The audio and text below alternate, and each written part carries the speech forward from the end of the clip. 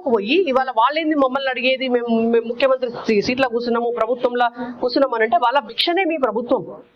వాళ్ళు వేసినటువంటి ఓట్ల భిక్షతోటి మీరు ముఖ్యమంత్రి అయ్యిండ్రు.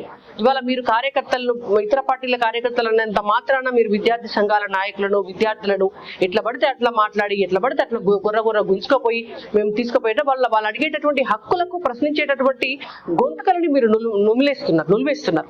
కాబట్టి గతంలో ఉన్నటువంటి బీఆర్ఎస్ కంటే ఇప్పుడున్నటువంటి కాంగ్రెస్ ఇంకా డేంజరస్ సిచ్యువేషన్ లో ఉంది. కాబట్టి ఖచ్చితంగా ప్రజలు వాళ్ళకి ఎట్లా బుద్ధి చెప్పారో వీళ్ళకి కూడా అట్లా బుద్ధి చెప్పారు. అయితే గతంలో 2014 ముందు కనిపించిన ఇందిరమ్మ రాజ్యం మళ్ళీ 2024లో కనిపిస్తుంది అనుకుంటున్నా? ఏ ఇంద్రమ్మ రాజ్యం కనిపించింది? 2014 కంటే ముందు కాంగ్రెస్ పార్టీ పరిపాలన వల్ల ఇక్కడ ఉన్నటువంటి సమైక్యాంధ్రలో ఆనాడు తెలంగాణ ప్రజలపైన ఉక్కుపాదం మోపినరు, తెలంగాణ ప్రజలపైన లాఠీ దెబ్బలు విరిగినాయి, తెలంగాణ ప్రజలపైన వేల మంది పైన అరెస్టులు చేసినారు, వేల మంది పైన కేసులు పడ్డాయి. ఆనాడు